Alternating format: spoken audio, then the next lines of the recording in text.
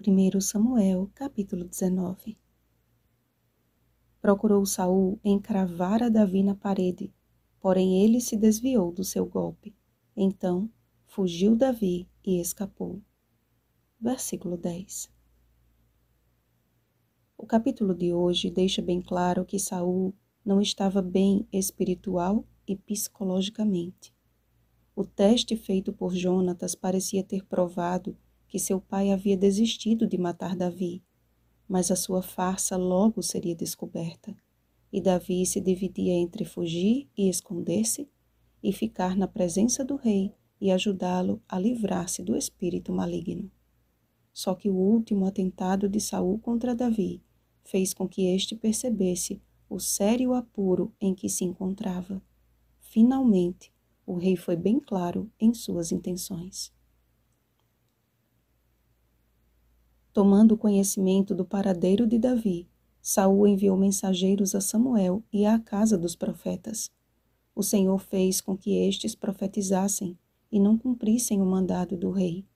E após mais 2 tentativas frustradas, o próprio Saul foi no encalço de Davi, e o mesmo Espírito de Deus veio sobre ele, que, caminhando, profetizava até chegar à casa dos profetas em Ramá. Provavelmente, a profecia fosse sobre o reinado de Davi, assegurando que não importasse o que Saul tentasse fazer, não conseguiria, porque o Senhor havia separado o menor filho de Jessé para um grande propósito. Sabem o que isto significa, amados? Que não importa se a pessoa mais influente e poderosa esteja a intentar o mal contra um escolhido de Deus, ela não terá sucesso. Que quanto mais procura fazer o mal, mais frustrada ficará. O profeta Jeremias já passou por algo parecido quando disse: todos os meus íntimos amigos que aguardam de mim que eu tropece. Jeremias capítulo 20, versículo 10. Davi havia se afeiçoado a Saul em íntima amizade.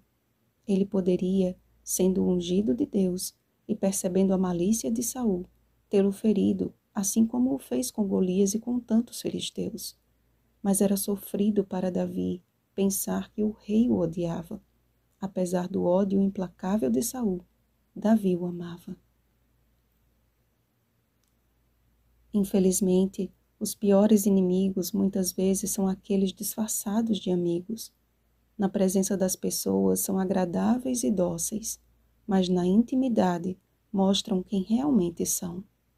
E sabem qual foi o diferencial na vida de Davi e do profeta Jeremias? Logo após lamentar a triste perseguição, Jeremias escreveu: mas o Senhor está comigo como um poderoso guerreiro. Jeremias capítulo 20, versículo 11. E vejamos o que diz o Salmo de Davi. Com efeito, não é inimigo que me afronta, mas tu és homem meu igual, meu companheiro e meu íntimo amigo. Juntos andávamos e íamos com a multidão à casa de Deus. A sua boca era mais macia que a manteiga, porém no coração havia guerra. Tu, porém, ó Deus, os precipitará à cova profunda. Eu, todavia, confiarei em ti. Salmo 55, versículos 12 ao 14 e versículos 21 e 23. O Senhor conhece todos os propósitos do coração e vê muito além do que possamos imaginar. Deus sabe que o perverso espreita ao justo e procura tirar-lhe a vida, mas o Senhor não o deixará nas suas mãos. O Senhor os ajuda e os livra. Livra-os dos ímpios e os salva, porque nele buscam refúgio.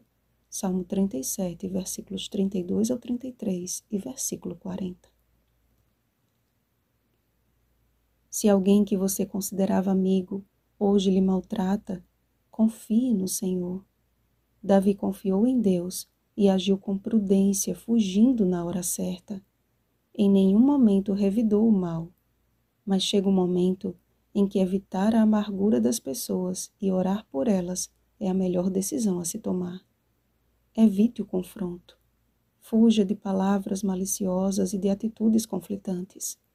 E se surgir a oportunidade, retribua sempre o mal com o bem. Se o teu inimigo tiver fome, dá-lhe de comer.